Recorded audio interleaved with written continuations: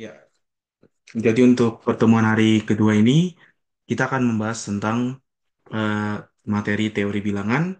Yang pertama, part satu di sini kita akan membahas empat topik pada hari ini ya, yaitu ada topik sistem operasi bilangan bulat, FPB, KPK, dan uji habis dibagi. Lalu ada materi, faktor positif, lalu yang terakhir sifat-sifat keterbagian. Oke, kita mulai dari topik yang pertama, yaitu sistem operasi bilangan bulat. Nah, seperti yang kita tahu, eh, operasi bilangan bulat ini yaitu ada dua, yaitu pada bilangan ganjil dan juga pada bilangan genap. Ada tiga kemungkinan operasi, yaitu antara dua bilangan ganjil, terus antara dua bilangan genap, maupun antara bilangan ganjil dengan bilangan genap. Nah, apa yang terjadi jika bilangan ganjil dijumlahkan atau dikurangkan dengan bilangan ganjil? Yang terjadi adalah hasilnya adalah genap. Begitu juga dengan ganjil jika dijumlahkan dengan genap, hasilnya adalah ganjil, dan genap jika dijumlahkan dengan genap, hasilnya adalah genap. Nah, sebenarnya ini konsep yang sangat mudah untuk dipelajari dan akan sangat berguna untuk banyak sekali soal-soal teori bilangan. Kemudian yang kedua, pada sistem perkalian, jika suatu bilangan ganjil dikalikan dengan bilangan ganjil akan menghasilkan bilangan ganjil. Suatu bilangan ganjil jika dikalikan dengan bilangan genap akan menghasilkan bilangan genap. Kemudian terakhir, suatu bilangan genap bila dikalikan dengan bilangan gelap akan menghasilkan bilangan gelap juga, genap juga. Kemudian kita akan membahas beberapa latihan soal ya. Untuk hari ini ada tiga latihan soal untuk topik ini. Oke, jika kedua akar persamaan x kuadrat dikurang 2013x plus k adalah bilangan prima, maka nilai k yang mungkin adalah, nah adik-adik yang bisa menghidupkan kameranya boleh hidupkan kamera, tapi kalau ada kendala jaringan nggak apa-apa, boleh dikonfirmasi ya. Nah, saya akan bahas soal ini.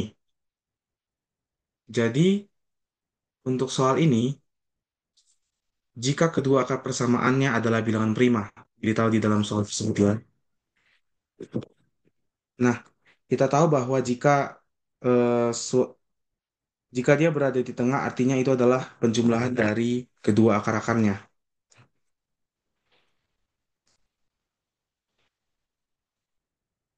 Maka X1, sorry,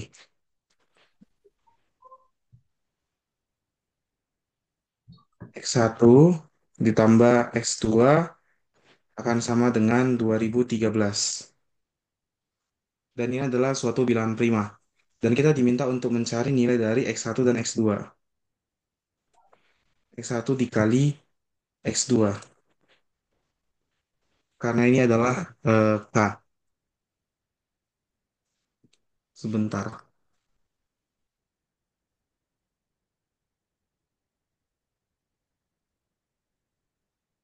Bentar ya. Tunggu. Kayaknya aku ada salah milih soal kali ini ya.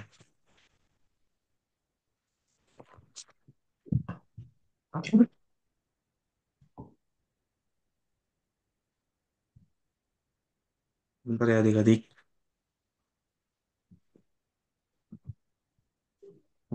Wait, wait, wait, wait.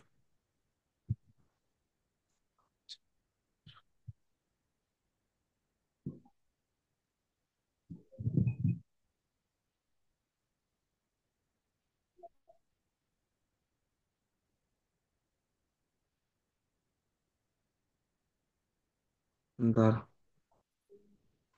Kita bisa beralih soal dulu nggak ya? Kira-kira. Kayak aku milih soal yang belum aku kerjain ternyata.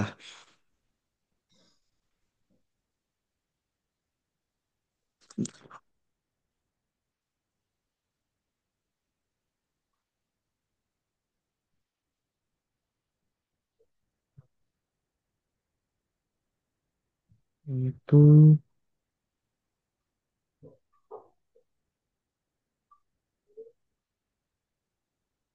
begini apa tadi ya?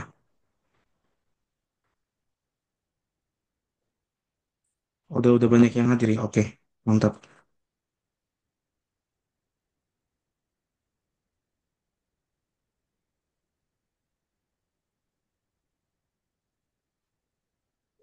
Nilai K adalah nilai K yang mungkin.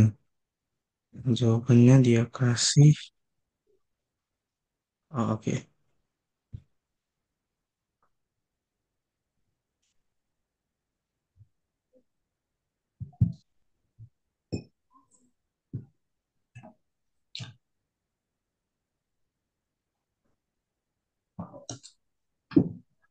Untuk soal ini boleh kita skip dulu bentar ya. Oh, sorry, sorry. Oh, udah dapat jawabannya. Oke. Untuk soal ini, kan kita tahu X1 ditambah X2 kan 2013. Nah, kalau kedua bilangan tersebut bilangan prima, kita tahu tadi untuk membentuk sebuah bilangan ini kan jumlahnya kan ganjil ya. Artinya salah satu dari bilangan tersebut harus bilangan genap dan salah satunya lagi harus bilangan ganjil. Nah, oleh karena itu salah satunya harus berarti harus dua gitu ya. Karena kan satu-satunya bilangan prima yang genap itu hanya dua. Artinya bilangan X1 adalah dua dan X2 adalah 2011. Karena 2013 adalah bilangan ganjil. Kelihatan kan screen-nya sekarang? Oke, maka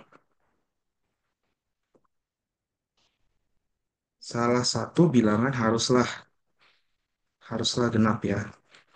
Satu-satunya bilangan prima genap adalah 2002.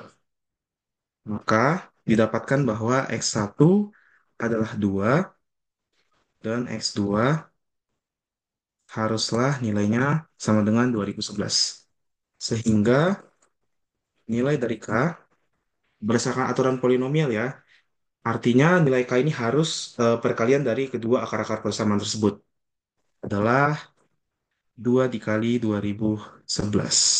Sama dengan 2 dikali 2011, jawabannya 4022.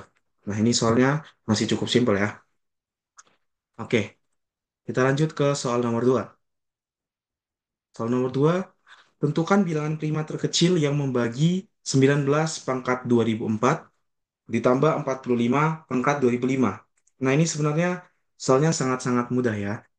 Kenapa saya bilang sangat mudah? Karena kita tahu kalau 19 pangkat 2004 itu bilangannya harusnya bilangan ganjil ya kan?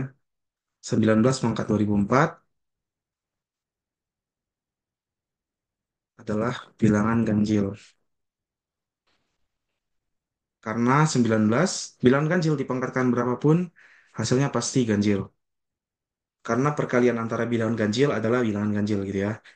19 pangkat 2004 adalah bilangan ganjil, dan 45 pangkat 2005 adalah bilangan ganjil juga. Sehingga,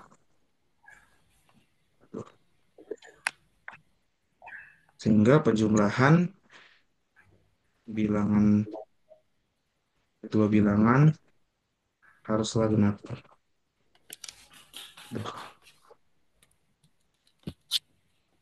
Gitu ya.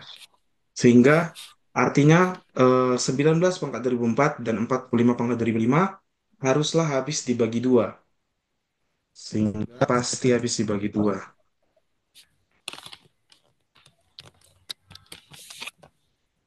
Maka bilangan prima terkecil yang membagi bilangan tersebut adalah dua. Tanpa harus kita hitung berapa nilai dari 19 pangkat 2004 dengan 45 pangkat 2005. Kita sudah pastikan kalau bilangan terkecilnya adalah dua.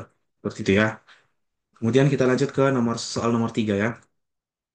Diketahui persamaan A sama dengan satu tambah B tambah C tambah D serta C kurang D sama dengan 6. Dengan A, B, C, D semuanya bilangan prima dan A kurang dari 100. Tentukan A maksimum yang memenuhi. Oke, ini harus kita teliti dulu ya baca soalnya. Kan A itu kan bilangan prima. Nah, kalau kita tahu kalau kalau semua bilangan ini bilangan genap, kalau semua bilangannya bilangan ganjil, sorry. Kalau B, C, dan D bilangan ganjil, hasilnya pasti genap hasil penjumlahan ini ya. Sehingga nggak mungkin semuanya ganjil. Pasti ada bilangan yang genap. Sementara C kurang D sama dengan 6. C kurang D sama dengan 6. Maka bilangan yang bisa menghasilkan bilangan genap adalah pengurangan antara kedua dua bilangan ganjil. Maka C dan D haruslah bilangan ganjil karena selisihnya genap, gitu ya. Oke. Kemudian untuk B, karena tadi karena A harus karena A haruslah merupakan bilangan ganjil. Kenapa harus bilangan ganjil? Karena bilangan prima yang genap hanya dua. Dua adalah salah satunya bilangan prima genap. Sementara kalau kita paksakan A ini dua, BCD harus jumlahnya satu, yaitu tidak mungkin kan? Sehingga A haruslah bilangan ganjil. Maka dapat disimpulkan bahwa B haruslah apa? Genap. Iya genap. Maka B bernilai 2. Ya. Karena B bernilai 2, sekarang kita lihat persamaan kita berubah menjadi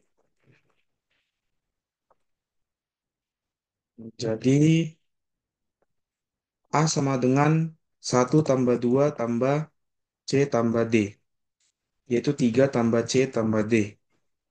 Oke, sekarang kita tahu dua fakta, yaitu C tambah D, C tambah D sama dengan A dikurang 3 dan D dikurang D sama dengan 6. Kemudian kita bisa melakukan tes ya, kita tes satu persatu. Nah, kita cek mulai dari, bilangan prima terbesar yang kurang dari 100. Bilangan prima terbesar yang kurang dari 100 adalah 97 ya. Kita asumsikan A sama dengan 97. Oke, jika A sama dengan 97, berarti C tambah D adalah 94. Dan C kurang D adalah 6. Didapatkan, kalau C tambah D 94, C kurang D 6, kita jumlahkan ya. Berarti 2C sama dengan 100. C sama dengan 50. C sama dengan 50 bukan bilangan prima. Tidak memenuhi. Ya. Kemudian kita coba bilangan prima terbesar kedua. Setelah 97, kita mundur 95, 93. 93 habis dibagi 31 ya. 91 habis dibagi 13. 89. Ya, 89. C tambah D sama dengan A dikurang 3. 89 kurang 3 adalah 86. Dan C kurang D sama dengan 6. Didapatkan nilai C, kita jumlahkan 2C sama dengan 92. Yaitu C sama dengan 46. Bukan bilangan prima juga. Tidak memenuhi. Nah, terakhir, ketiga kita cek lagi. 89, 87 habis dibagi 3. 85, 83. Ya, 83 ya. 83, maka C tambah D harus menjadi 80 ya. Dan C kurang D adalah 6.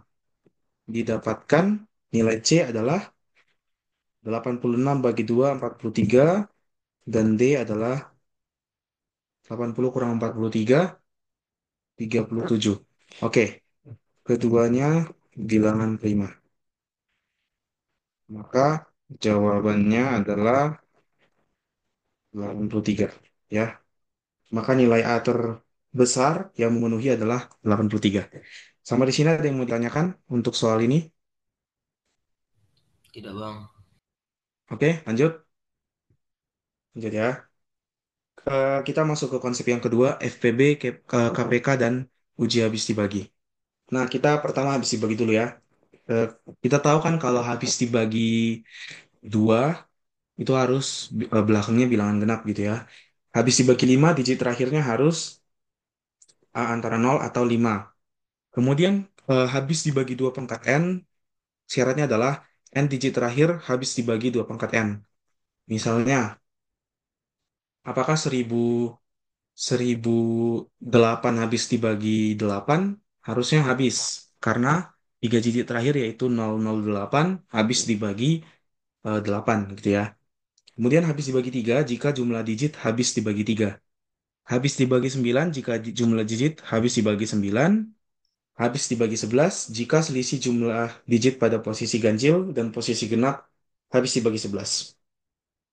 Oke, ini adalah ciri-ciri habis dibagi. Ini sebenarnya sangat mempermudah kalau mengerjakan soal teori bilangan juga. Kemudian FPB dan KPK konsepnya sepertinya adik-adik sudah mempelajari di SD atau SMP. Cuman lebih jelasnya lagi adalah FPB dari A dan B adalah bilangan asli terbesar D. Sehingga D habis membagi A dan D habis membagi B. Ini tuh simbol habis membagi. Gimana habis membagi? Maksudnya misalnya 6 habis membagi 2. Sorry, 2 habis membagi 6. Karena 6 bagi 2 itu hasilnya 3. Nggak ada sisanya. Artinya FPB ini adalah eh, faktor yang faktor persekutuan yang terbesar antara kedua bilangan. Sedangkan KPK adalah bilangan asli terkecil M, sehingga M tersebut habis dibagi oleh A dan B. Kebalikan dari FPB ya. Oke, ini juga kita pakai faktorisasi prima jika diberikan M adalah eh, P1 A pangkat 1, P1 pangkat A1 kali P1, P2 pangkat A2 sampai Pn pangkat An, di mana P ini adalah faktor-faktor primanya dan A ini adalah pangkat dari faktor prima tersebut yang membentuk bilangan itu. Dan N juga adalah ini, dengan P bilangan prima dan B bilangan asli, maka faktor primanya adalah faktorisasi prima juga, FPB-nya adalah faktorisasi prima dengan nilai pangkatnya adalah nilai terkecil antara A1 dan B1. Jadi misalnya kalau ini, misalnya 2 pangkat 3 dengan 2 pangkat 2, FPB-nya harus 2 pangkat 2 gitu ya. Begitu juga seterusnya C2 sampai Cn. Sedangkan kalau KPK, kita pilih yang maksimum, yang terbesar. Seperti itu. Oke. Kemudian kita akan bahas sifat-sifat dari FPB dan KPK.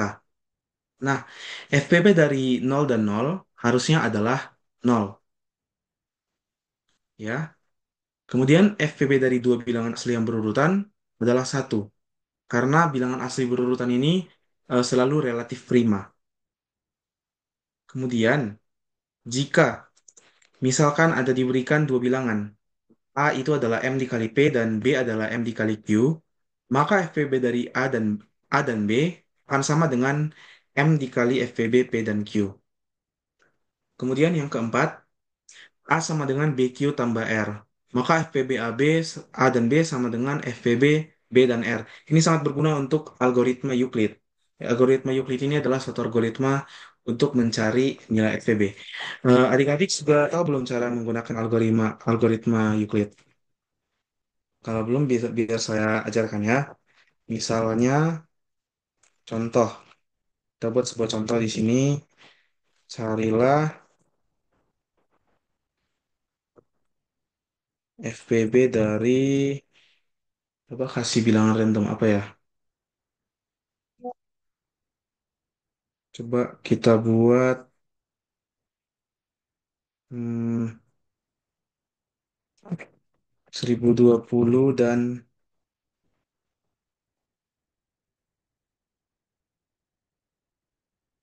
1000 berapa ya? 629 ya. Nah, pertama-tama kita buatlah FPB dari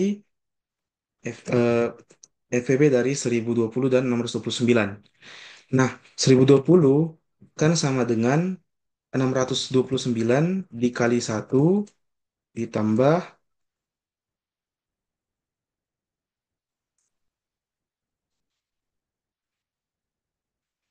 ditambah berapa?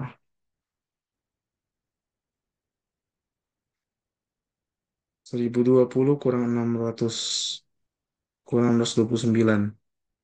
391. Artinya di sini FPB 1020 dan FPB 629 akan sama dengan FPB 629 dengan 391 gitu ya. Kita lanjut lagi. Kita kan belum belum selesai ya di situ ya. 629 sama dengan 391 dikali 1 ditambah 629 dikurang 391. 238. Kemudian kita lanjut lagi ya. 391 sama dengan 238 dikali 1 ditambah dikurang 238. 153. Masih belum selesai. 238 adalah 153 dikali 1 ditambah 238 kurang 153, 85. Kita lanjut lagi. Sejauh ini kita sudah dapat sampai FPB antara 153 dengan 85. Ini kan jadi memperkecil nilai dari angka yang harus kita cari ya, FPB-nya.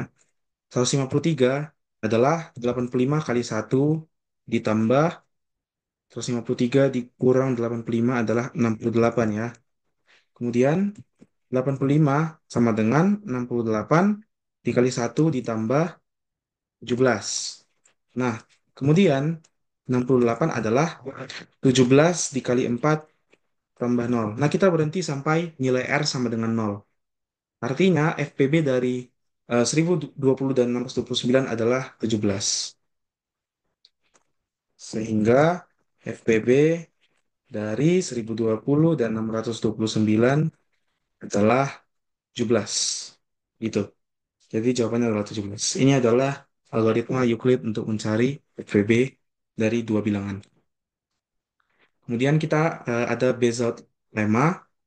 Untuk setiap bilangan bulat A dan B, terdapat bilangan bulat X dan Y yang memenuhi AX tambah BY sama dengan FPB dari A dan B. Ini nanti akan digunakan pada, ada soal di bawah nanti yang menggunakan fakta ini. Nah, kita akan membahas 4 latihan soal untuk topik ini ya.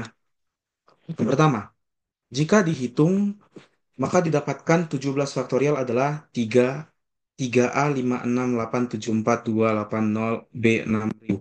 Nah, ini tuh adalah digit maksudnya. Jadi, ini bukan 3 dikali A dikali 5 dikali 6, tapi ini digit posisi ke sekian gitu. Jadi ini eh, posisi pertama, kedua. Jadi ini apa istilahnya?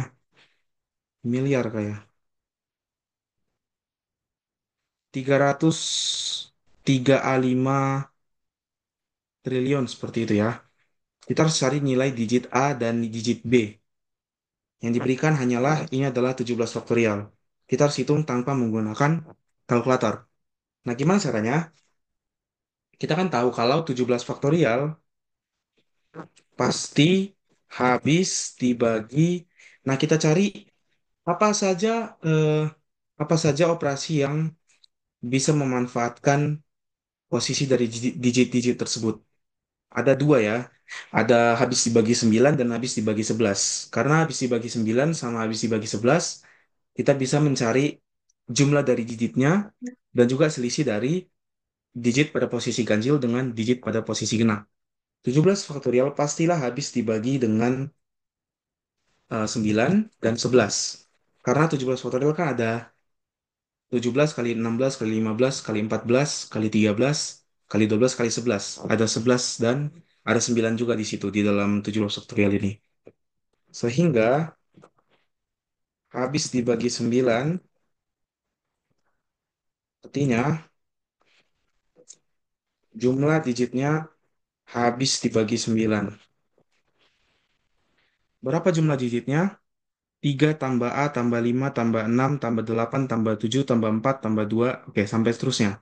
Jumlahnya adalah 8 tambah 6, 14, 22, 29, 33, 35, 3 tambah 6.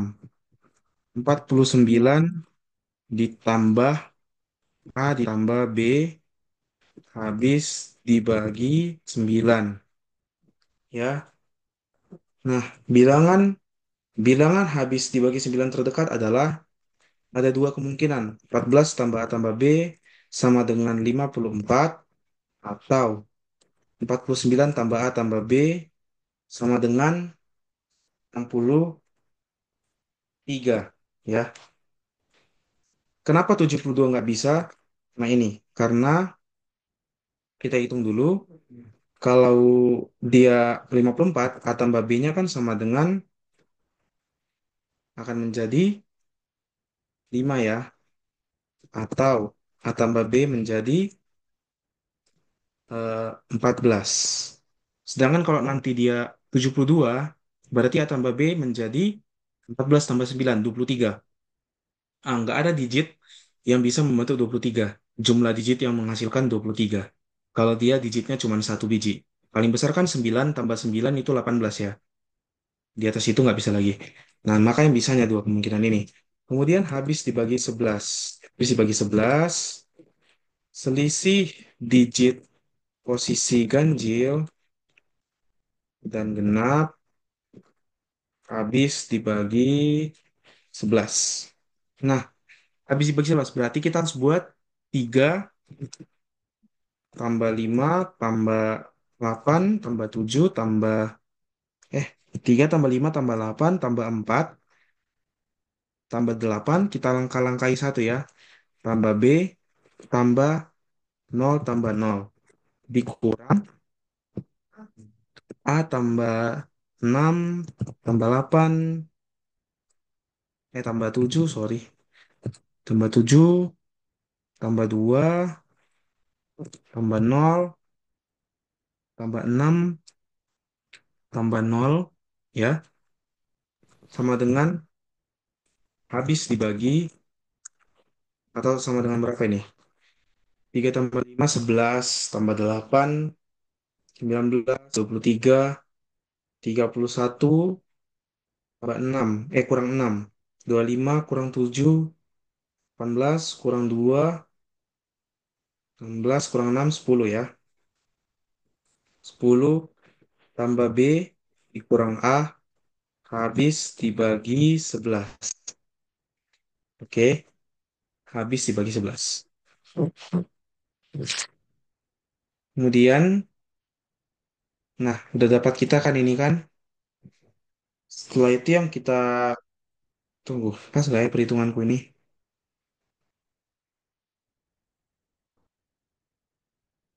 8 tambah 8, 16 tambah 4, 20, 28. Kurang 6, 22. Kurang 7, 15. Kurang 2, 13. Kurang 6. 7, 7. Yang tujuh. Iya, nggak teliti. 7 ya. Oke. 7 tambah B kurang A habis dibagi 6. Nah, apa aja yang habis dibagi 11? Bisa 7 tambah B kurang A sama dengan 11. Atau 7 tambah B kurang A sama dengan 22. Tapi apakah bisa 22? Nah, B kurang A kalau 22 artinya hasilnya harus 15. Nah, nggak ada digit yang bisa menghasilkan selisihnya 15. Karena digit paling besar adalah 10. 10 dikurang berapa? Pasti kecil dari 10 gitu ya. Jadi ini tidak mungkin. Ya mungkin hanya ini. 7 tambah B kurang A sama dengan 11. Nah, kalau 7 tambah B kurang A sama dengan 0, 0 kan habis dibagi 11 juga ya. Nanti B kurang A sama dengan negatif 7. Nah, itu bisa nggak ya? Bisa juga. Atau B kurang A sama 7 tambah B kurang A sama dengan 0. Ya, jadi nanti berarti A-nya lebih besar daripada B. Gitu. Maka dari sini kita dapatkan bahwa 7 tambah, sorry, B kurang A sama dengan 4 atau B kurang A sama dengan minus 7. Ya kan? Nah, kemudian kita pakailah ini untuk mengerjakan soalnya. Nah, kalau diberitahu, kita pakai dulu A tambah B. Ada 4 kemungkinan berarti ya. Kemungkinan satu, A tambah B sama dengan 5. B kurang A sama dengan 4. Berarti berapa A-nya, berapa B-nya? A-nya adalah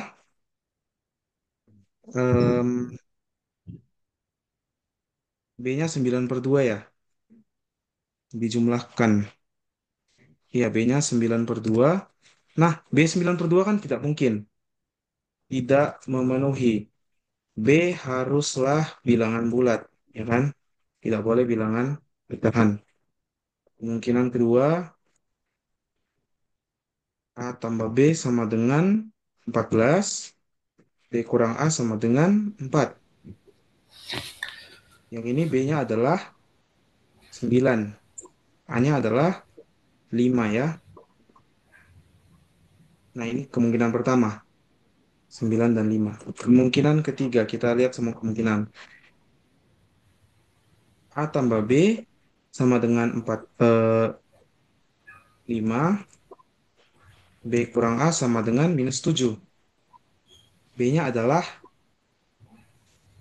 minus 2, minus 1. Tidak memenuhi ya. B harus positif. Harus bilang bulat positif. Kemungkinan terakhir, A tambah B sama dengan 5. Sorry, 14. B kurang A sama dengan minus 7. Nilai B adalah 7 per 2. Tidak memenuhi juga. Sehingga jawabannya adalah A sama dengan sehingga A sama dengan 5 dan B sama dengan 9. Oke, sampai sini paham cara mengerjakan soal ini? Paham, paham. Oke, kalau udah paham kita lanjut ya ke soal selanjutnya, ke soal nomor 2.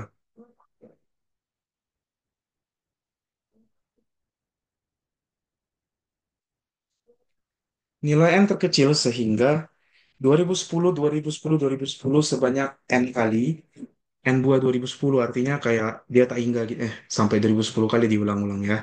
Habis dibagi 99 adalah, nah, gimana cara kita mengerjakan soal ini? Caranya adalah kita harus mencari faktor prima, faktor dari 99 yang saling relatif prima. Apa relatif prima? Relatif prima artinya FPB-nya adalah satu, yaitu 9 dan 11, ya kan? Artinya bilangan tersebut harus habis dibagi 9 dan 11. Nah, gimana cara mengerjakannya? Pertama, habis dibagi eh, habis dibagi 9. Habis dibagi 9 artinya jumlah digitnya habis dibagi 9. Berarti 2010 kan jumlah digitnya kan 3 ya. 2 tambah 0 tambah 1 tambah 0 dikali N. Yaitu 3N sama dengan 9K. Dengan K bilangan bulat. Nggak bisa ya.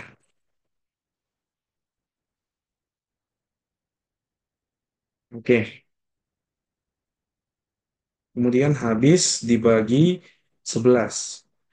Jumlah digit, sorry, selisih selisih digit posisi ganjil dan genap habis dibagi 11, yaitu 2 kurang 0 tambah 1 kurang 0 dikali N, yaitu menjadi, nah 3N juga sama dengan 11 L. Kita buat L aja ya, di mana L adalah bilangan bulat. Oke, nah kita tahu bahwa 3N adalah 9K dan 3N juga 11L. Ya, bilangan apa yang bilangan terkecil apa yang eh, kelipatan 11 dan kelipatan 9? Sorry. Ini berarti N sama dengan 3 N sama dengan 9K, N sama dengan 3K. Ya, artinya bilangannya harus kelipatan 3. Dan 3 kali bilangan tersebut adalah bilangan yang habis dibagi 11. Artinya N harus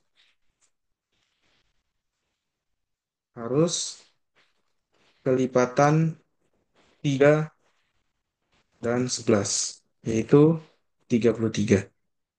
Oke, karena 33 kan sama dengan 3K, dan 3 kali 33 yaitu 99 adalah kelipatan 11. Sehingga jawabannya adalah N sebanyak 33 kali. Inilah bilangan yang terkecil.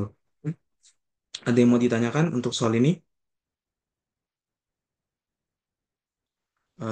Kalau tidak ada, biar kita lanjut ya ke soal berikutnya.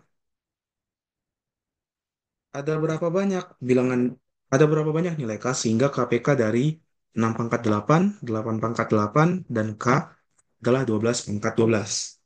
Sekarang kita harus memecah-mecah bilangan ini ya ke dalam faktorisasi prima yang paling sederhana, yaitu faktor-faktornya harus faktor prima gitu ya. Oke, 6 pangkat 8 akan sama dengan 2 pangkat 8 ya kan, dikali 3 pangkat 8 ya. Kemudian 8 pangkat 8, karena 8 pangkat 8 akan sama dengan 2 2 pangkat 3 pangkat 8, 2 pangkat 24 ya. Terus 12 pangkat 12 sama dengan 3 kali 4 ya. 3 pangkat 12 kali 4 pangkat 12 sama dengan 3 pangkat 12 dikali 2 pangkat 24. Oke, kan kita punya KPK-nya 3 pangkat 12 dikali 2 pangkat 24. Nah, K-nya kan kalau kita punya faktorisasi prima dari 12 pangkat 12. Salah satunya adalah yaitu 3 pangkat 12. Artinya harus ada sebuah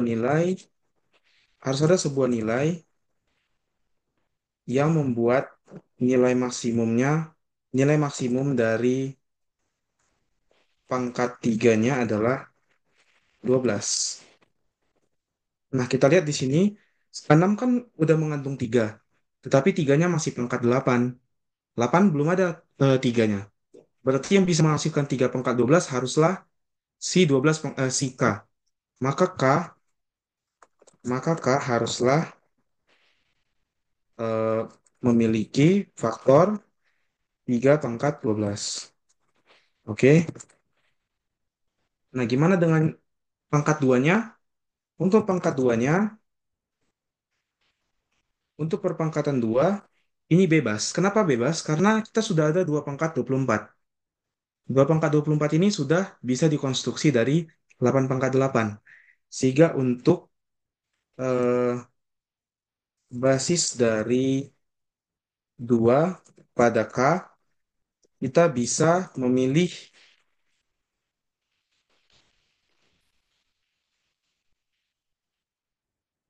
sembarang nilai antara 0 sampai 24. Bebas ya. Tapi kenapa nggak boleh 25? Karena 25 sudah lebih besar daripada 24. Kalau kita buat dia pangkat 25, artinya nanti KPK-nya harus 2 pangkat 25. Sehingga buat kita harus buat nilai K-nya menjadi 3 pangkat 12 dikali 2 pangkat X. Di mana X di antara 0, dan 24. Sehingga ada sebanyak 25 nilai K yang mungkin. Ya, dari 0 sampai 24 ada 25 angka. Oke, itu untuk soal nomor 3. Apakah adik-adik paham untuk soal ini? Oke, sepertinya banyak yang izin hari ini ya. Joseph. Oke,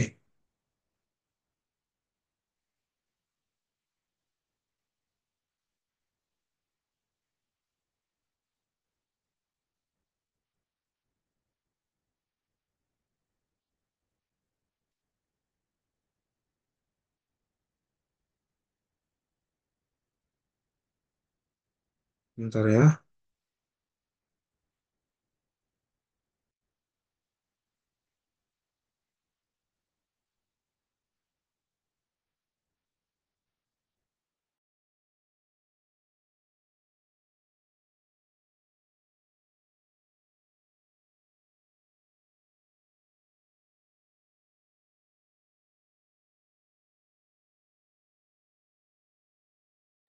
Oke, kita ke soal yang terakhir untuk materi ini.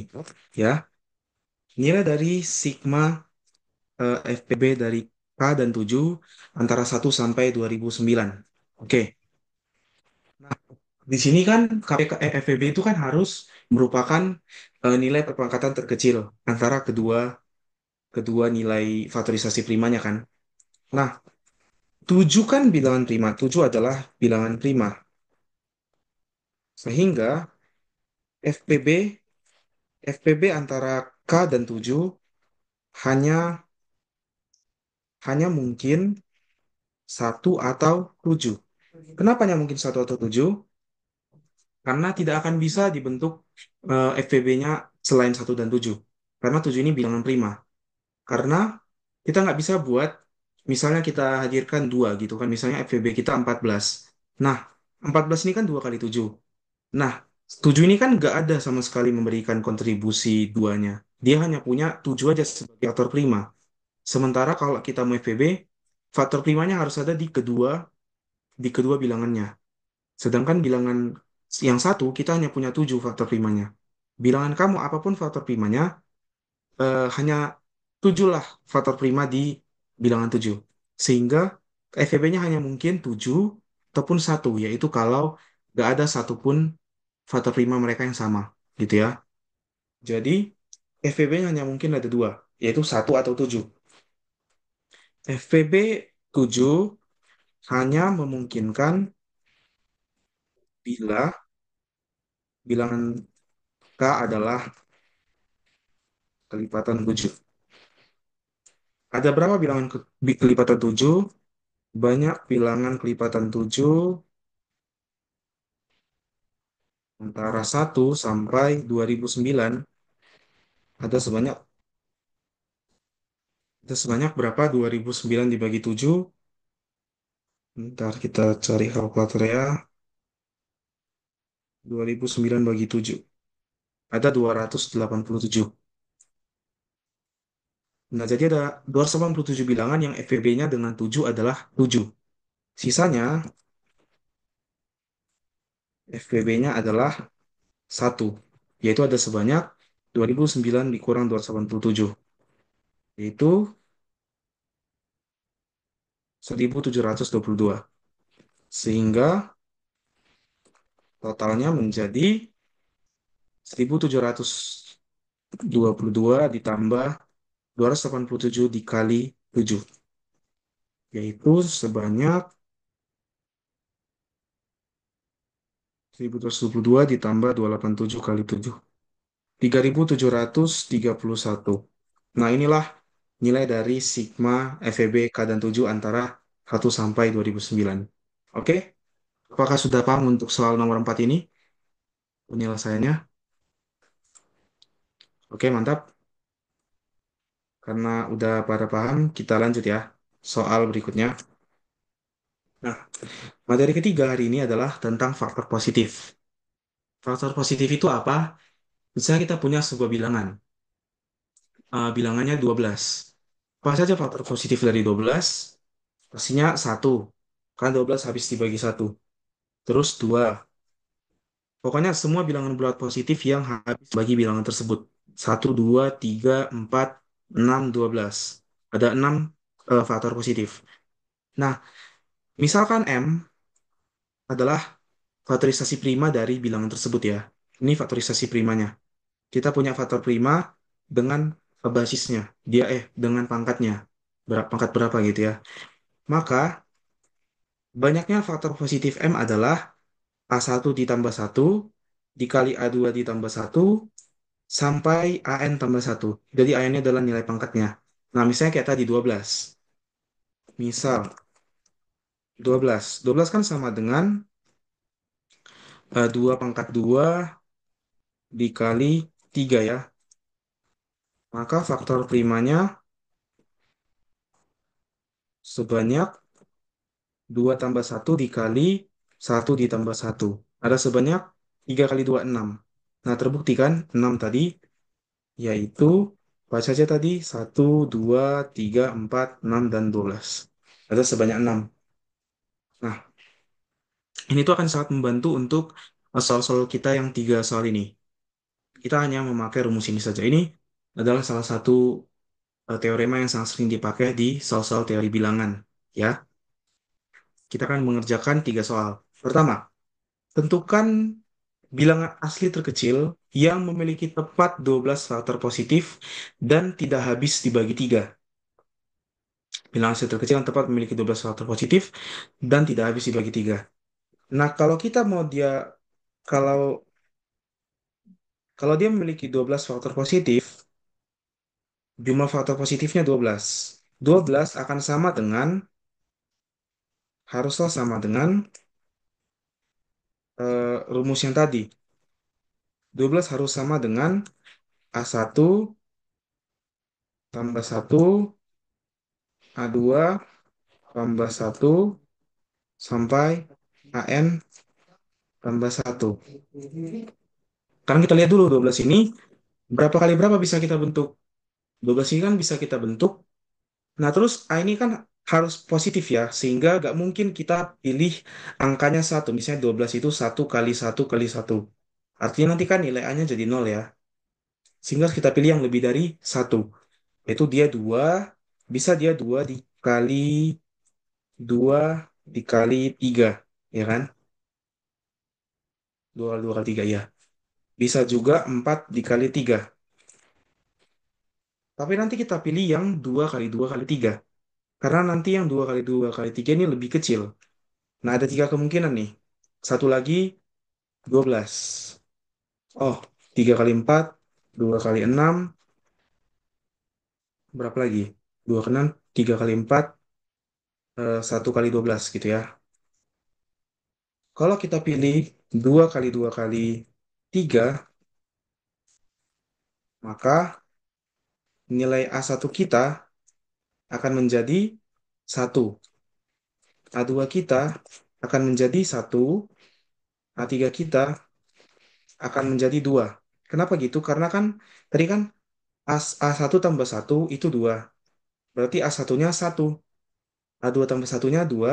Berarti A2-nya 1. A3-nya 2. Gitu ya. Nah, sehingga bilangan terkecil yang bisa dibentuk adalah, supaya dia bilangan terkecil, kita harus memilih pangkat yang besar ini untuk bilangan prima yang kecil. Nah, tiga bilangan prima terkecil itu kan 2, 3, sama 5 ya. 2, 3, sama 5. Tapi kita mau dia tidak habis dibagi 3. Kita pilih 3 bilangan prima terkecil sebagai basis. Kecuali 3.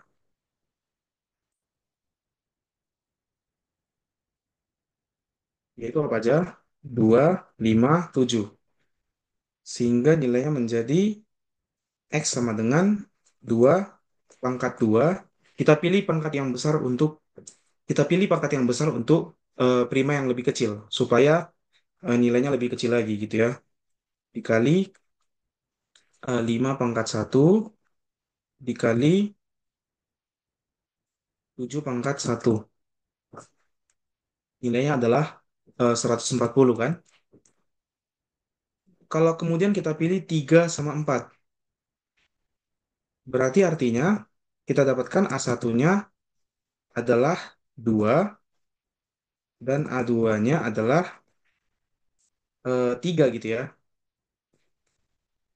Sehingga bilangan terkecilnya adalah X sama dengan 2 pangkat 3 dikali 5 pangkat 2. Karena bilangan prima terkecil adalah 2 dan 5. Nah, hasilnya berapa? 8 kali 125, 8 kali 25, 200 ya. 200. Nah, ini lebih besar kali, lebih besar lagi ya. Kemudian 2 sama 6. 2 sama 6 berarti kita lihat lagi. Satunya berarti sama dengan 1, A2-nya sama dengan 5, ya kan? Sehingga X-nya menjadi 2 pangkat 5 dikali 5 pangkat satu sama dengan 32.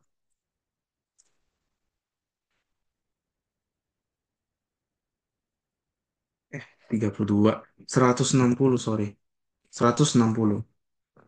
Kemudian terakhir 1 dan 12. Ya, 1 dan 12. Satunya, nah hanya mungkin hanya satu berarti ya, hanya 12, yaitu 11. Artinya, X kita adalah 2 pangkat 11. Nah, mana yang paling kecil? Paling kecil adalah 140. Sehingga jawabannya adalah 140. Nah, tapi saran saya, kita nggak perlu harus ngitung semua kemungkinan. Kita hanya perlu ngambil kemungkinan yang bisa, eh, yang paling banyak pemfaktorannya gitu ya. Jadi makin banyak perkaliannya, semakin bisa kita susun bilangan yang lebih kecil lagi. Karena kalau bilangannya besar, pasti nanti pangkatnya makin besar kan, makin gede pangkatnya. Nah, kalau pangkat makin gede, itu akan, apa istilahnya sih? Semakin gede pangkatnya, semakin besar bilangannya. Jadi lebih baik basisnya yang diperbanyak tetapi pangkatnya kecil-kecil. Misalnya kayak 2, 2, dan 3 daripada basisnya kecil 2 tapi pangkatnya gede 12 gitu. Jadi kita pilih yang eh, perkaliannya banyak gitu. 2, 2, dan 3. Sampai sini paham untuk soal yang pertama ini. Paham, Bang. Paham, Kalau Bang. ada, kalau ada yang nggak paham boleh ditanyakan ya. Nggak usah segan-segan ya. Kemudian kita bahas soal nomor 2. Itu terlalu mudah mungkin. Nomor 2 ya. Misalkan n adalah bilangan asli, misalkan n bilangan asli terkecil yang mempunyai 2009 faktor dan n merupakan kelipatan 2009. Ya, faktor kelima terkecil dari n adalah, oke, n adalah bilangan asli terkecil yang mempunyai tepat 2009 faktor dan merupakan kelipatan 2009. Jika n memiliki 2009 faktor, maka 2009 akan sama dengan, harus seperti yang tadi ya, A1 tambah satu dikali A2 tambah satu ditambah titik-titik hingga A ke N tambah satu. Oke, 2009 ini kan bilangan prima ya. 2009 kan bilangan prima. Ya bukan sih? Coba kita cek. Apakah 2009 prima? Bukan. Loh, salah-salah aku. 2009 bukan prima ternyata guys. 2009 bagi 7. Oh, bisa dibagi 7. Bisa dibagi 49 malah. Nah, 41 dikali 49. Nah, ini adalah paling kecilnya ya. Masih bisa kita pecah gak? Masih bisa. 41 kali 7 kali 7 ya. 41 kali 7 kali 7. Nah, ini dia. Ini adalah eh, perkalian yang paling kecil. Perkalian paling sederhananya. Maka didapatkan A1-nya adalah 40, A2-nya adalah 7, A3-nya adalah, sorry, A2-nya adalah 6, A3-nya adalah 7. Nah, kalau kita mau membentuk bilangan kelipatan 9, kelipatan 2009, artinya harus ada pembentuknya, yaitu harus ada faktor prima pembentuk 2009, yaitu eh, 41 dan 7, ya kan? 41 dan 7. Sehingga agar dia makin kecil, nah, kita ada satu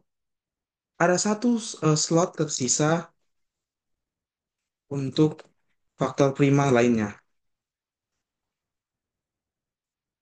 yaitu kita pilihlah dia 2. Seperti itu. Sehingga faktor prima terkecilnya akan menjadi 2. Kenapa masih muat 2?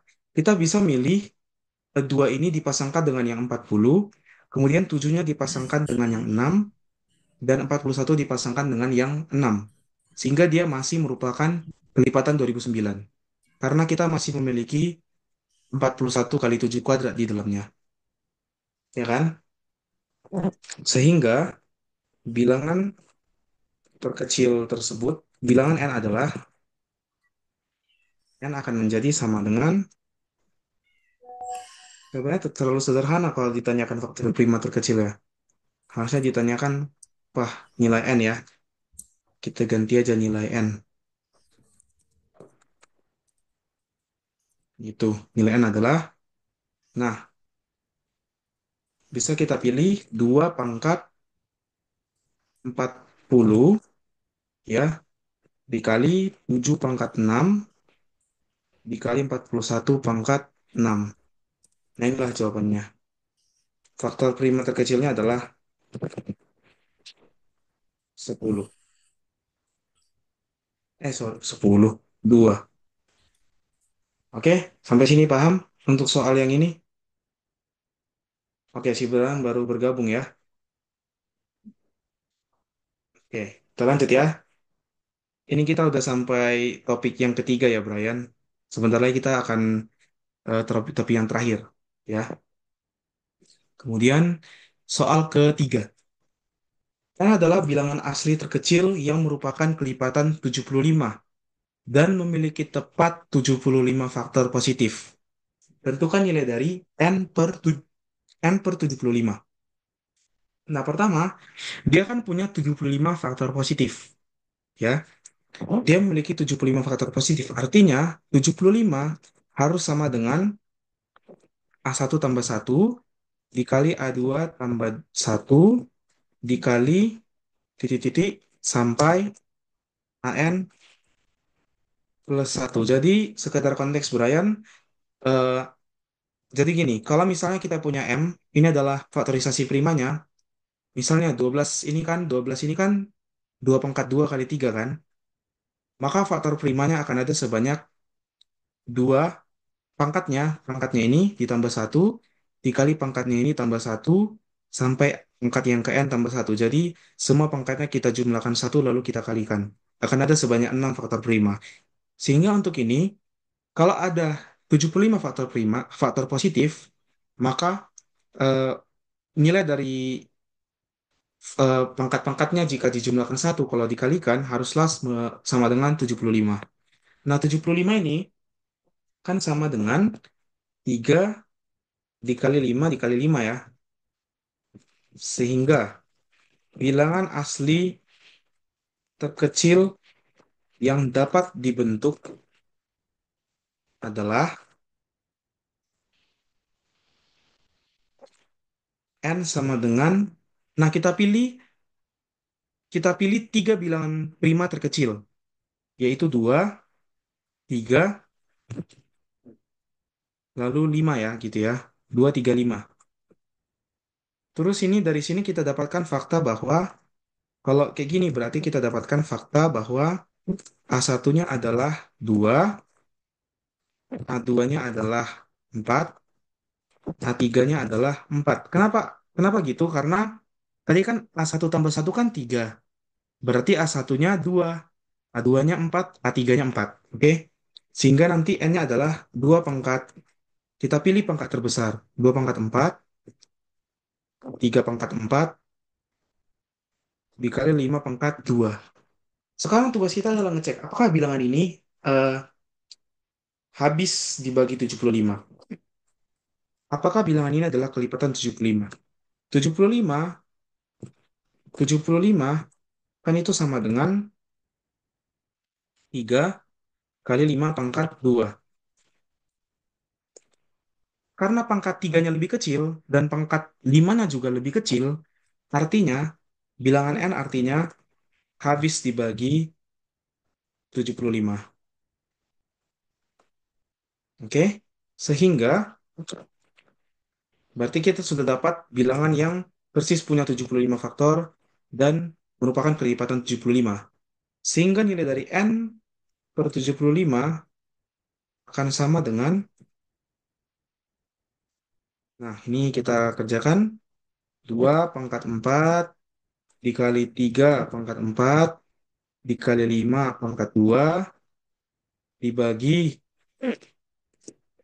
3 dikali 5 pangkat 2. Itu akan sama dengan berapa? 5 pangkat 2-nya habis. 2 pangkat 4 dikali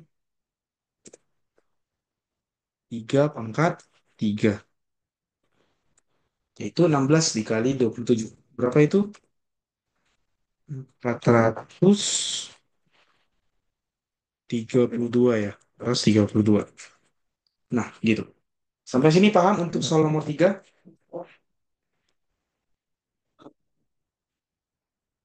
Atau ada yang belum dipahami dari sini? Kalau ada yang belum dipahami nanti boleh. Misalnya kalau ada yang mau dikonfirmasikan, boleh di chat sama saya nanti Japri. Kalau misalnya di sini agak segan, boleh Japri ataupun ya boleh di forum diskusi juga, oke? Kita lanjut ke topik yang terakhir hari ini, oke? Yaitu mengenai keterbagian dan sifat-sifat keterbagian. Dinyatakan bilangan bulat A membagi B dengan A garis B. Jadi ini artinya bilangan A habis membagi B. Jika terdapat bilangan bulat K sehingga B sama dengan A dikali K. Misalnya, contoh, kita kasih contoh ya. Contoh keterbagian ini. Contohnya adalah kita bisa nulis 2 garis 6. Kenapa? Karena 2 habis membagi 6. Ya kan? 2 habis membagi 6. Karena 6 bagi 2 kan 3. Gak ada sisa ya. Beberapa sifat keterbagian antara lain, suatu bilangan harusnya habis membagi bilangan itu sendiri. Kemudian, semua bilangan habis membagi bilangan nol. Satu habis membagi bilangan apapun. Kemudian, jika sebuah bilangan habis membagi satu, artinya bilangan tersebut hanya dua kemungkinan, satu atau negatif satu. Ya kan? Kemudian, jika A habis membagi B, maka A juga habis membagi kelipatan dari B. Misalnya, 2 kan habis membagi 3. Sorry, 2 kan habis membagi 6. Artinya 2 habis membagi 12. Karena 12 adalah kelipatan dari 6. Oke? Kemudian jika A dikali B habis membagi C, maka A habis membagi C dan B habis membagi C. Misalnya, kalau 6 habis membagi 12, 6 ini kan 2 dikali 3. Artinya, 2 habis membagi 12, 3 juga habis membagi 12. Gitu. Kemudian, jika A habis membagi B dan B habis membagi C, maka A habis membagi C. Ini sifat transitif ya. Jadi kalau misalnya 6 habis membagi 12, 12 habis membagi 24. Artinya 6 habis membagi 24. Gitu. Kemudian jika A habis membagi B dan A habis membagi C, maka A habis membagi BX tambah CY. Ini suatu sifat yang akan sering juga kita pakai nanti. Karena kenapa? Karena BX pastilah kelipatan dari A. CY juga pasti kelipatan dari A. Sehingga jika dijumlahkan, pastilah kedua-duanya merupakan kelipatan dari A. Maka habis dibagi oleh A. Gitu. Kemudian, jika A habis membagi B, maka kelipatan A habis membagi kelipatan B. Dengan syarat kelipatannya sama gitu. Misalnya, 3 habis membagi 9. Kalau kita kalikan kedua huruf dengan 2, artinya 6 habis membagi 18. Gitu. Jadi harus sama pengalinya, nilai X-nya harus sama di kiri dan di kanan. Kemudian, eh, jika A jika A habis membagi B dan B tidak sama dengan 0, maka mutlak A kurang dari sama dengan mutlak B. Jadi nilai yang di sebelah kiri yang A, dia hanya bisa kurang dari atau sama dengan B. Tidak mungkin lebih besar. Jadi nggak mungkin 12 garis 6. 12 tidak mungkin habis membagi 6. Tetapi 6 mungkin habis membagi 12. Kemudian, jika A habis membagi B dan B habis membagi A, artinya A itu sama dengan plus minus B. Artinya A dan B ini sebenarnya antara dia sama atau mungkin dia hanyalah bilangan yang tandanya beda, berbeda tanda aja gitu. Kemudian jika A habis membagi BC dan FPB A dan B1, maka A habis membagi C ya. Misalkan, misalkan untuk yang ini mungkin harus kita kasih contoh ya. Misalkan eh 3 habis membagi 20 berapa ya? 6 kali 3 18 kali ya, 18. 18 ini kan 2 kali 9 ya. 3 habis membagi 2 dikali 9. FPB antara 3 dengan 2 kan adalah satu ya. Mereka relatif prima. Maka 3 habis membagi 9. Gitu. Terus kemudian terakhir, jika A habis membagi X dan B habis membagi X, maka A dikali B habis membagi X dengan syarat A dan B relatif prima. Apa itu relatif prima? Relatif prima adalah jika FPB dari kedua bilangan tersebut adalah satu. Seperti ini. Ini itu relatif prima namanya. Jadi 3 dan 4 itu relatif prima karena FPB-nya satu gitu ya. Kemudian, bilangan yang dapat diubah menjadi perkalian n bilangan bulat berurutan akan habis dibagi oleh n faktorial. Jadi, misalnya suatu bilangan tersebut bisa diubah menjadi 9 kali 10 kali 11 gitu. Artinya bilangan tersebut habis dibagi oleh 3 faktorial. Karena n-nya ada 3 gitu kan. Misalkan, kita tulis saja. 9 kali 10 kali 11 habis dibagi 3 faktorial. Karena ini kan 3 bilangan berurutan kan. Habis dibagi 6 gitu ya. Terus 7 kali 8 kali 9 kali 10 kali 11. Harusnya habis dibagi berapa berarti? Harus habis dibagi 5 faktorial gitu. Kemudian untuk A kurang B akan habis membagi A pangkat N dikurang D pangkat N. Kenapa gitu? Kita tahu kita kan kemarin kan belajar tentang pemfaktoran ya, pas aljabar. Kan A pangkat N kurang B pangkat N bisa difaktorkan menjadi A kurang B dikali sekian-sekian gitu ya. Kemarin kan ada faktornya tuh. Kalau kalian recall lagi bisa kalian lihat di materi aljabar. Begitu juga dengan A tambah B. A pangkat N plus B pangkat N akan habis membagi A tambah B. Gitu. Untuk N bilangan ganjil. Dan untuk ini N bilangan asli. Oke, sekarang kita akan masuk ke latihan soal ya. Latihan soal untuk materi terakhir pada hari ini. Nah, soal pertama. Berapa banyak pasang bilangan bulat positif AB yang memenuhi 1 per A tambah satu per B sama dengan satu per 6. Pertama-tama kita samakan dulu penyebutnya. Kita samakan penyebutnya menjadi, persamaannya menjadi apa? 6B ditambah 6A sama dengan AB. Ya kan? Kita kalikan dengan 6AB. Jadi persamaan ini kita kalikan dengan 6AB. Gitu. Jadinya 6B tambah 6A sama dengan AB. Ini adik-adik sudah paham belum cara untuk menyamakan penyebutnya? Jadi harus kita cari KPK dari penyebutnya gitu. 6A dan B, KPK-nya kan 6AB ya. Maka kita kalikanlah semua dengan 6AB. Sehingga nanti hasilnya 6B tambah 6A sama dengan AB. Oke, kemudian kita ubah menjadi AB kurang 6B kurang 6A sama dengan 0. Gitu ya. Nah, AB dikurang 6B kurang 6A ini bisa kita faktorkan gitu ya. Jadinya A, A dan B di sini kurang 6 kurang 6. Nah, tapi kan ini A kurang 6 kali B kurang 6 kan hasilnya AB kurang 6A kurang 6B, tapi ada tambah 36. Sehingga harus kita kurangkan dengan 36 supaya hasilnya sama dengan yang di atas. Atau dengan kata lain, 36-nya kita bisa pindahin ke sebelah kanan. 36 gitu. Nah, oke. Sampai sini sudah paham belum? Sampai A kurang 6, B kurang 6 sama dengan 36. Itu kita memanipulasi bentuk aljabarnya sehingga dia bisa difaktorkan gitu ya. Kemudian kita cari.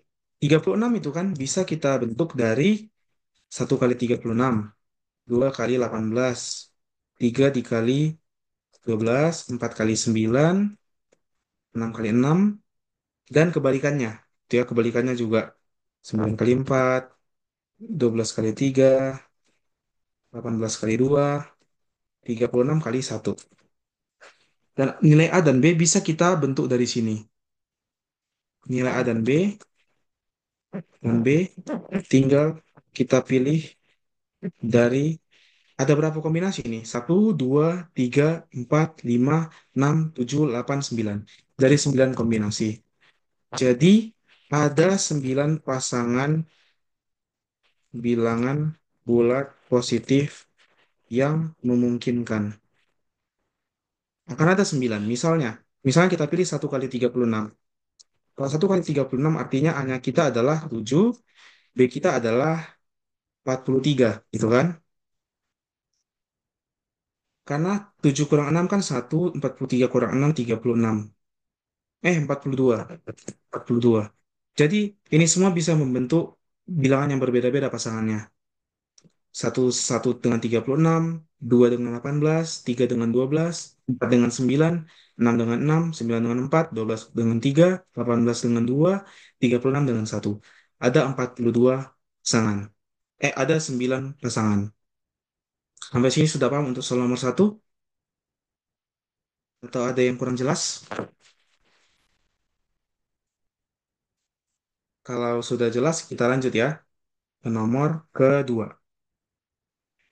Tentukan nilai N terbesar sehingga N plus 10 habis membagi N plus 3 ditambah 100.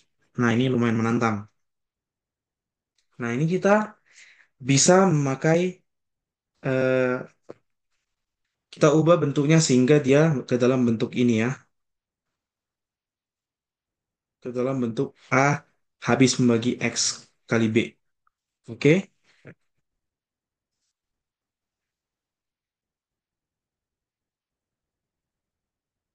Nah, N pangkat 3 ditambah 100, ini kan kita bisa ubah menjadi N pangkat 3, sorry tadi gimana ya, N kuadrat, N pangkat 3 deh, N pangkat 3.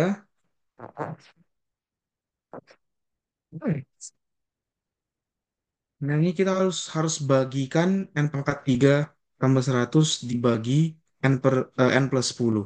gitu kita bagikan supaya nanti kita bisa ubah dia ke dalam faktor-faktor yang mengandung n plus 10 seperti itu. Tadi saya udah ngerjain soal ini tadi sebelumnya. Mana ya?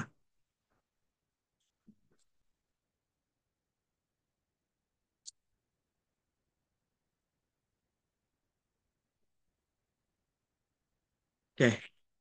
N pangkat 3 tambah 100 nanti kalau kita bagikan dia ke dalam pembagian bersusun, hasilnya akan menjadi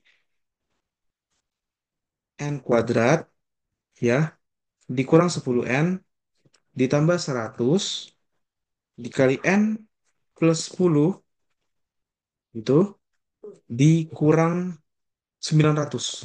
Nanti dia akan bersisa 900 di akhirnya. Bisa coba, misalnya ini kita lihat ya, n kuadrat kali n pangkat, n pangkat 3. 10n kuadrat dikurang 10n kuadrat akan menghasilkan 0. Kemudian minus 100 ditambah 100n. Hasilnya adalah 0 juga. Kemudian terakhir 100 kali 10, 1000 dikurang 900 menghasilkan 100. Nah, jadi ini persamaan kita sudah valid. Kemudian dari sini kita tahu bahwa menggunakan sifat yang ini, ya, nah kita copy dulu ini. Jika A habis membagi B dan A habis membagi C, maka A habis membagi BX tambah CY. Gitu juga sebaliknya. Karena kita tahu bahwa kita mau dia N tambah 10 habis membagi ini semua, gitu ya. Artinya N tambah 10 harus habis membagi ini dan N tambah 10 harus habis membagi ini, gitu. Nah, yang sebelah ini kiri ini kan sudah pasti kan? Kenapa sudah pasti? Karena ini bilangan ini sudah merupakan kelipatan N tambah 10. Dari sini kita tahu bahwa ini,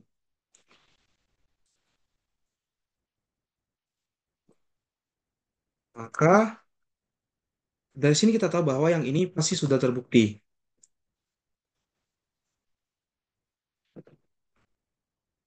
ya kan?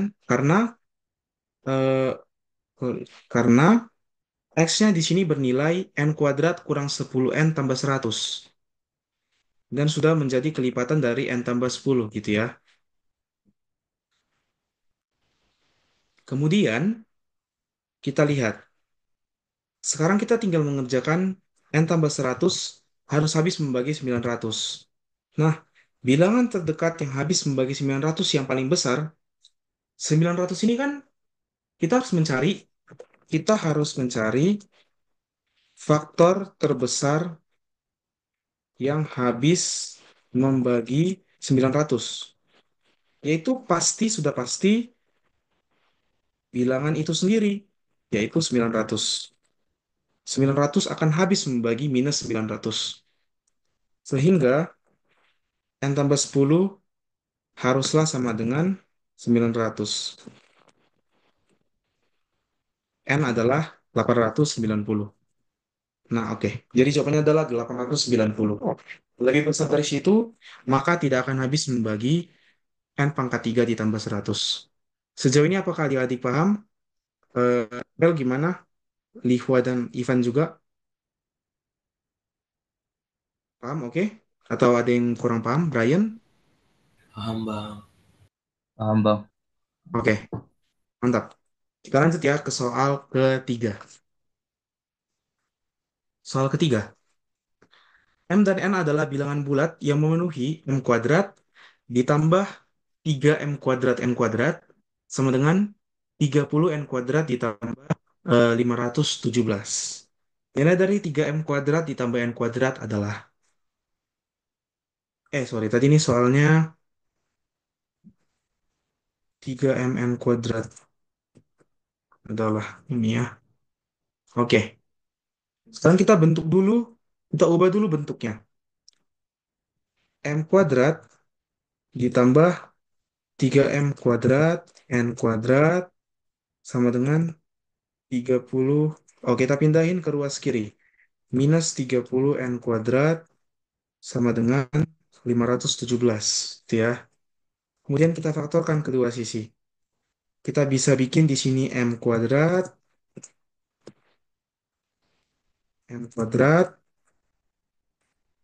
Kemudian di sini supaya dia ada 3M kuadrat N kuadrat, kita buat di sini 3N kuadrat. Kemudian supaya ada M kuadratnya kita buat plus 1. Kemudian ini supaya dia minus 30 N kuadrat, kita harus buat di sini minus 10. Ya. Nah, ini sudah dapat kita dua faktor. Kita faktorkan dia. Cuman di sini kita masih punya minus 10 kali satu, yaitu 10. Maka ini harus kita minus 10. Sorry. Kita kita plus 10. Gitu ya. Supaya hasilnya sama dengan yang awal. Sudah kita cek ya, pas gak? M kuadrat kali 3M kuadrat. 3M kuadrat N kuadrat. M kuadrat kali satu M kuadrat. Minus 10 kali 3N kuadrat. Minus 30N kuadrat. Minus 10 kali satu minus 10 tambah 10 jadi nol. Sama dengan 517. Nah, kita bisa pindahin plus 10-nya ke sebelah sini, ke sebelah kanan. Sehingga jadi minus 10. Sehingga di sini menjadi 507 gitu ya. 507 itu kan sama dengan 3 dikali 13 kuadrat. Ini kita faktorisasi prima. Nah, ada dua kemungkinan. Ada, ada tiga kemungkinan. Kemungkinan satu,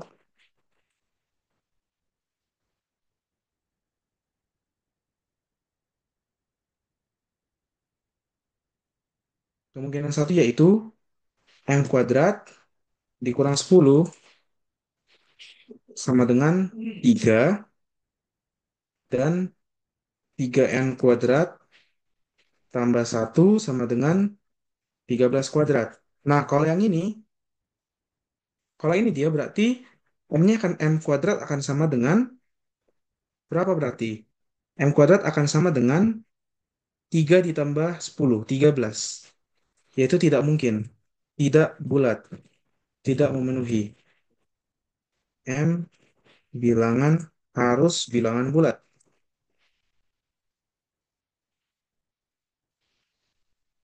Kemudian kita buat kemungkinan 2. M kuadrat kurang 10 adalah, nah untuk yang kedua kita buat M kuadrat kurang 10-nya 3 dikali 13. Kemudian 3N kuadrat plus satunya kita pilih 13 gitu ya. 3 dikali 13 atau 39. Dan 3N kuadrat plus satunya kita pilih 13. Kenapa kita pilih itu? Kita pecah supaya kalau dikalikan nanti hasilnya 3 dikali 13 kuadrat. Karena kan kalau kita lihat sini, kalau kita kalikan jadinya 3 kali 13 kali 13, 3 kali 13 kuadrat. Nah, di sini kita dapatkan M kuadrat akan sama dengan, nah, M kuadrat sama dengan 3 kali 13 kan 39. 39 tambah 10, 49. Berarti 49, M sama dengan 7. Ya. Atau M kuadratnya, M-nya nggak harus kita cari karena dia nanya M kuadrat, N kuadrat. Bisa plus, bisa minus. Nanti dikuadratin pun hasilnya bakal positif ya kan. Nah, 3N kuadrat plus satu sama dengan 13. Berarti N kuadrat sama dengan 12 bagi 3 4. Di sini 3M kuadrat, N kuadrat bernilai 3 dikali 49 dikali 4. 147 dikali 4. 588. Kemungkinan ketiga yaitu jika M kuadrat dikurang 10 sama dengan 3 dikali 13 3 dikali 13 kuadrat, sorry, 13 kuadrat, dan 3n kuadrat plus 1 adalah 3. Nah, dari sini kita dapatkan bahwa m kuadrat akan sama dengan 169 tambah 10, 179. Tidak memenuhi.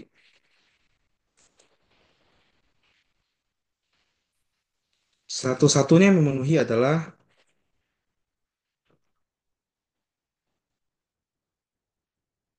588.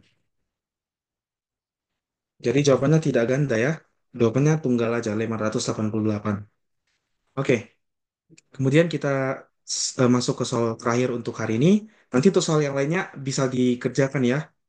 Masing-masing boleh dikerjakan nanti kalau bisa dikumpulkan di forum juga boleh. Silakan di foto, di scan nanti saya kasih feedback. Nah, tapi sebelum soal terakhir, kita boleh nggak ambil foto dulu sebentar untuk dokumentasi pertemuan kedua. Semuanya bisa angkat dulu ya. Oke. Eh, bisa dinaikkan kameranya nggak, Brian? Biar saya ambil fotonya. Oke. Satu, dua, tiga. Oke, oke. Udah. Kasih ya. Kita masuk ke soal terakhir untuk penutup hari ini. Bilangan prima terbesar kurang dari 100 yang merupakan faktor dari 3 pangkat 32 dikurang 2 pangkat 32. Ya. Untuk soal ini, nah, kita harus pecah-pecah dia. Dalam, ini kan selisih kuadrat ya. Kita harus pecah dia ke dalam beberapa faktor. Kita pecah 3 pangkat 32 dikurang 2 pangkat 32. Menggunakan fakta yang kemarin, kita tahu bahwa ini sama dengan 3 pangkat 16 tambah 3, 2 pangkat 16 dikali 3 kurang 16, 3 pangkat 16 dikurang 2 pangkat 16. Nah, 3 pangkat 16 kurang 2 pangkat 16 bisa kita pecah lagi. Ini kita copy dulu, kita pindahin ke sini. Ini bisa dipecah lagi menjadi 3 pangkat 8 ditambah 2 pangkat 8 dikali 3 pangkat 8 dikurang 2 pangkat 8. Nah, masih bisa kita pecah? Masih bisa, ya. Masih bisa kita pecah lagi menjadi 3. Ini kita copy lagi. Soalnya aku agak malas ngetik. Oke, 3 pangkat 4 dikurang 2 pangkat 4. Ya. 3 pangkat 4 ditambah 2 pangkat 4 dikali 3 pangkat 4 dikurang 2 pangkat 4. Bisa dipecah? Masih bisa. Yaitu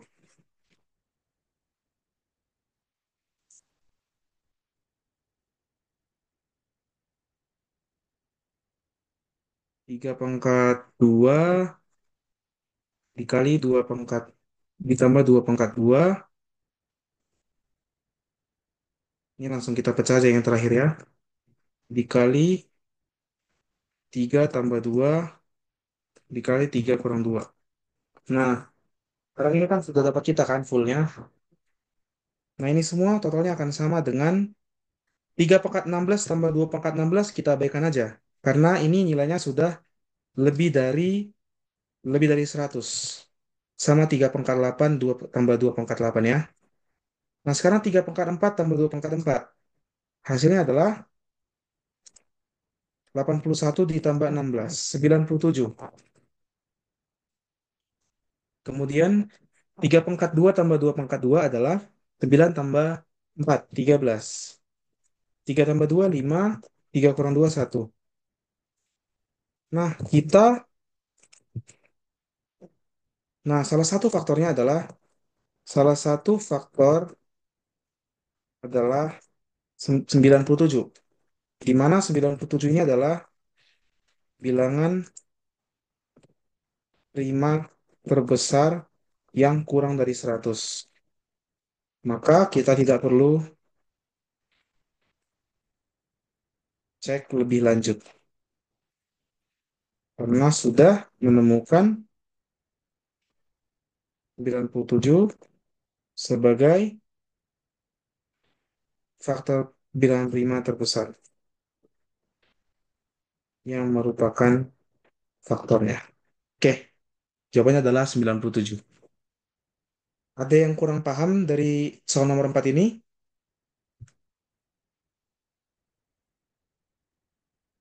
Eh, Enggak, Kenapa? Iya, Brian? enggak ada. Gak ada? Oke. Untuk sejauh ini, materi kita selesai sampai di sini saja. Ada beberapa soal di bawah ini, latihan soal tambahan buat kalian. Nanti kita bisa, kalau kalian mau bahas, kita bisa pilih bahas soal ini lagi, atau kita bisa bahas soal yang baru nanti untuk minggu ketiga. Jadi kalian bisa bebas sesuka hati ya. Oke, demikian pertemuan pada hari ini. Kita selesainya agak lebih awal ya. Makasih sudah datang. Oke. Makasih, Bang. Terima Makasih, kasih, Bang. Bang.